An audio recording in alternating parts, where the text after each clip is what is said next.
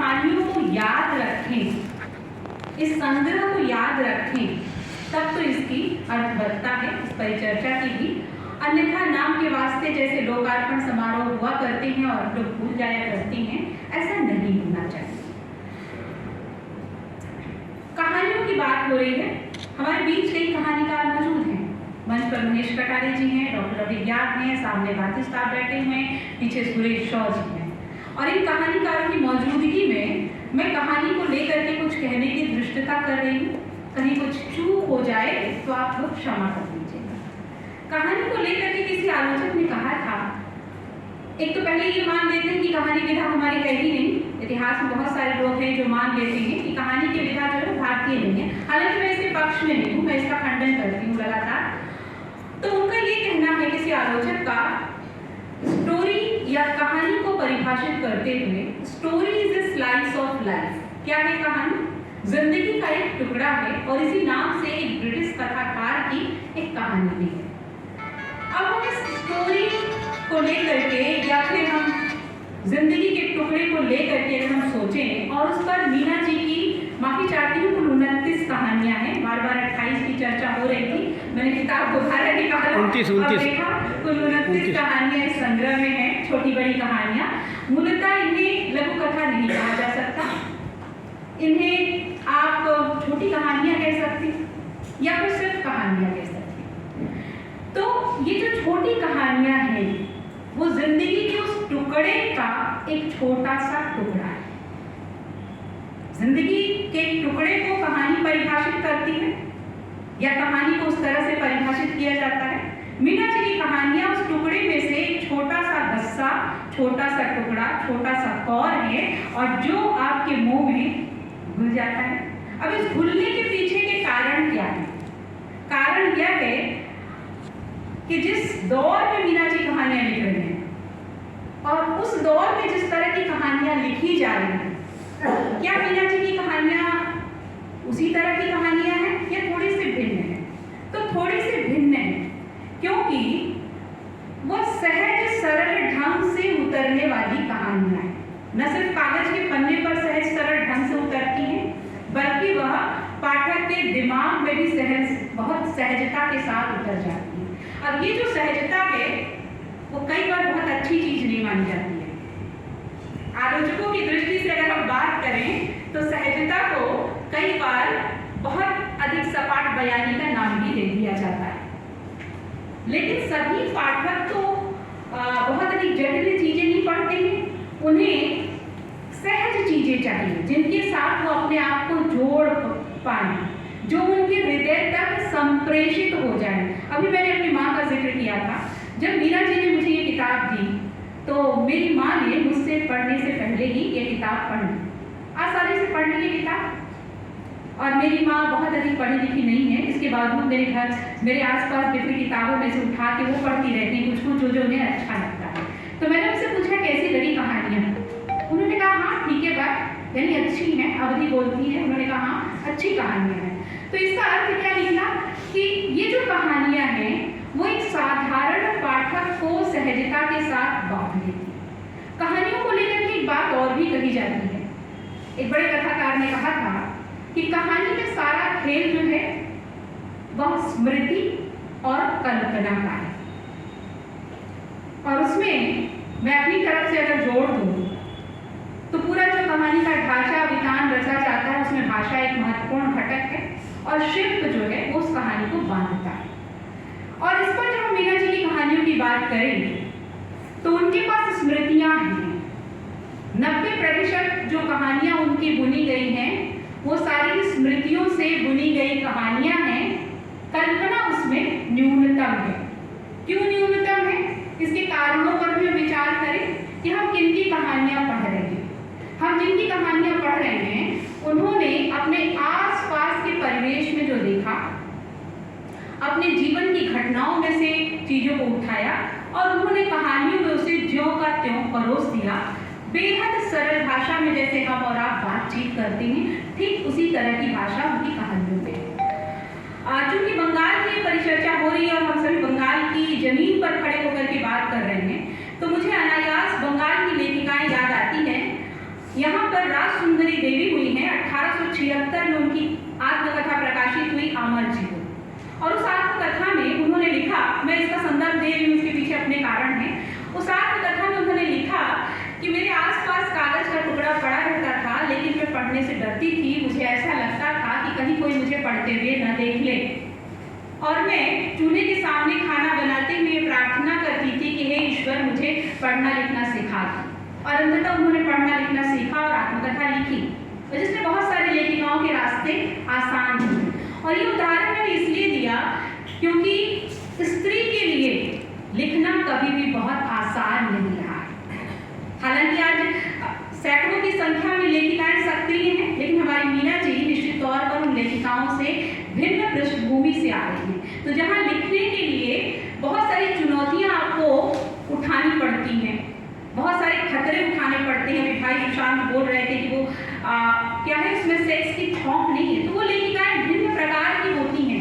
आधुनिक मानदंडों पर जटिल परिवेश में जो कहानियां लिखी जा रही हैं, उसमें अनायास बहुत सारी चीजें आ जाती हैं और सायास बहुत सारी चीजें उसमें शामिल कर दी जाती हैं, ठीक उसी तरह से जैसे फिल्मों में आइटम सॉन्ग शामिल किए जाते हैं, है ना।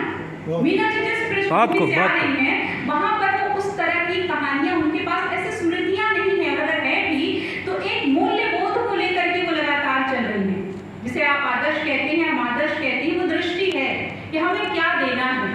अभी भी जब सिलेबस बनता है और सिलेबस में चीजों को शामिल करने की बात होती है, तो हमारी कोशिश यही होती है कि ऐसी ही चीजें शामिल हो जिन्हें कक्षा में विद्यार्थियों को सहजता के साथ पढ़ाया जा सके। आप लोग याद कीजिए, रानी मासूम रजा का आधा काम कहीं सिलेबस में लगा और कहीं से हटा भी दिया गया। तो हम सबके अपने खतरे हैं। हमारा एक समाज है जो ऊपर से बहुत पॉलिश दिखाई देता है, बहुत साफ सुथरा, बहुत आदर्शवादी दिखाई देता है, लेकिन उसी में से कुछ लोग लिखते हैं तो जटिल संरचना या फिर उत्तर आधुनिक किस्म की कहानियां लिखते हैं। मीना जी की 29 कहानियों में, कहानी की अलग अलग से चर्चा मैं नहीं करूंगी क्योंकि बहुत सारी बात हो चुकी है, उन 29 कहानियों में घूम फिर करके हमारे आसपास का जीवन, ऐसे पात्र आते हैं जो सहजता के साथ हमें कहीं भी मिल जाते हैं। जैसा मैंने कहा कि मूल्य बोध की ये कहानियां हैं।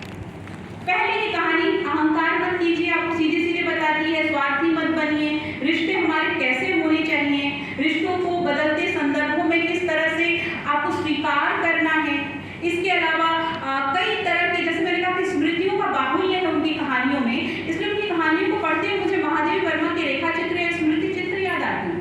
हालांकि महादेवी का अपना शिल्प और अपनी भाषा है, लेकिन इसके बावजूद मीना जी की इन कहानियों में ये संभावना है कि अगर इन्हें और थोड़ी मेहनत से संवारा जाए तो बहुत खूबसूरत स्मृति चित्र के रूप में ये कहानियां बहुत बढ़िया, बहुत बढ़िया, गुड कमेंट। आपके पास जो चीज है, लेकिन इसके बावजूद सराहना तो करनी होगी कि उम्र की इस मोड़ पर आकर के जब हम ईश्वर को, भजन को, आध्यात्म को, हालांकि बहुत बुरी चीजें नहीं है, ये कहते हैं, मैं माफी भी मांग लेती हूँ क्योंकि इसके गलत समझे जाने के ढेर सारे खतरे हो जाते हैं कि बहुत बुरी चीजें नहीं है जिसको जिसमें सुख मिले। तो जहाँ पर हम अपने जीवन को रीत गया या चूक गया हुआ मान लेते हैं, वहां बैठ करके अगर कोई लेखिका, कोई लेखक लगातार सृजनरत है, 2017 में उनका कविता संग्रह आया था स्नेह स्मृति, जिसका लोकार्पण साहित्यिकी के तत्वावधान में हुआ था और उस पर परिचर्चा भी हुई थी। अगर मैं गलत नहीं हूँ, गलत हूँ तो मीना जी सुधार देंगे। उसके बाद आता है स्नेह स्पंदन 2023 में। तो ये जो स्नेह शब्द है, आप देखिए कि दोनों ही संग्रहों में एक शब्द जो है वो बार बार आ रहा है, स्नेह। क्यों आ रहा है? कोई कटुता नहीं है कहानियों में, कोई कड़वाहट नहीं है, यथास्थितिवाद का वर्णन है, लेकिन उस वर्णन के बावजूद हताशा नहीं है, जो कई बार बहुत सारी आधुनिक कहानियों का मुख्य बिंदु होता है। और लोग कहते हैं कि कहानियों में इतनी नकारात्मकता क्यों है, साहित्य में इतनी नकारात्मकता क्यों है, हालांकि उसके अपने कारण हैं। तो ये जो स्नेह का संबल है, उस स्नेह के संबल से बुनी गई उनकी कहानियां हैं जो प्रेम की आभा से दिपदिपाती हुई हैं, खूबसूरत स्मृतियां हैं, बहुत फ्लैशबैक्स इनकी कहानियों में। बड़ी खूबसूरत कहानी है इनकी काली फाइल, पुरानी फाइल, कि जैसे हम साफ सफाई कर रहे होते हैं और हमें कोई पुरानी चीज मिलती है और उसकी डोर पकड़ करके स्मृतियों के पास चले जाते हैं और वहां से फिर वो कहानी बुनना शुरू करती है। तो निश्चित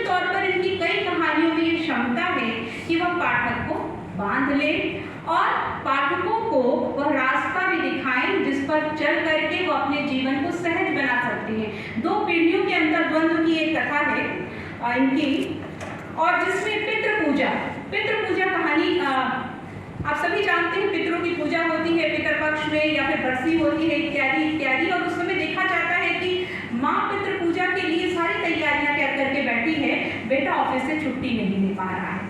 ये कहानी अगर मीना जी चाहती तो इसे एक नकारात्मक कहानी भी बदला जा सकता था, लेकिन ऐसा नहीं है। वो कहानी हमें क्या संदेश देती है? माँ को उसकी बेटी समझाती है कि आजकल के कॉर्पोरेट के युग में इतना आसान नहीं रह गया है छुट्टी लेना, इसलिए लोगों को तो अपने माता पिता की अंत्येष्टि के लिए छुट्टी नहीं मिलती है, तो तुम्हारे बेटे को पितर की पूजा के लिए या पिताजी की बरसी के लिए छुट्टी नहीं मिली तो बड़ी बात नहीं। और एक कहानी बड़ी खूबसूरती के साथ रिश्तों की समझाइश की कहानी के रूप में ढलती है। इसी संदर्भ में मैं दो कहानियों का जिक्र करूंगी, मीना जी की कहानियां नहीं है, ताकि आप इन कहानियों के महत्व को, समय समाप्त हो जाए तो इशारा कर दीजिए। नहीं चल रहा है। एक बोहरा जालान की कहानी ईमेल है, नेट पर उपलब्ध है, आप खोज के पढ़िएगा।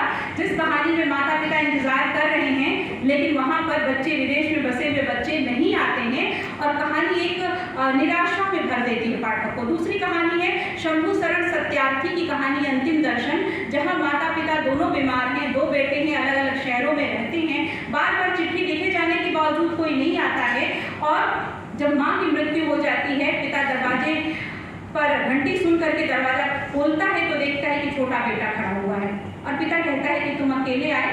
तो वो कहता है कि भैया ने कहा है कि माँ के समय तुम चले जाओ, पिताजी के समय मैं चला जाऊँ। तो इसी कालखंड में उस तरह की कहानियां भी रची जा रही हैं, और आप उन कहानियों की सच्चाई से इनकार नहीं कर सकते कि ऐसा नहीं होता है।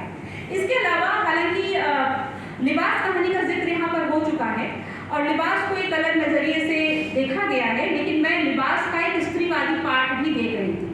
हालांकि मीना जी ने बड़े सचेत ढंग से ऐसा कुछ नहीं किया है, वो बड़े सहजता के साथ कहानी को बोल रही हैं, लेकिन उस लिबास कहानी में देखिए कि स्त्री के जितने लिबास हैं कौन तय कर रहा है? स्त्री स्वयं नहीं तय कर रही है, उसके आसपास के लोग, उसकी माँ बता रही है कैसे कपड़े न पहनो, पिता बता रही हैं ससुराल जाके तो वहाँ तय होता है। तो इस कहानी को अगर हम देखें तो सिर्फ स्त्री की कहानी न कह करके इसे स्त्री का दृष्टिकोण भी उस कहानी में निकल करके सामने आता है। वृद्ध विमर्श की कई कहानियां इसमें हैं। वृद्ध विमर्श आज के समय के महत्वपूर्ण विमर्शों में है। तो हालांकि मीना जी ने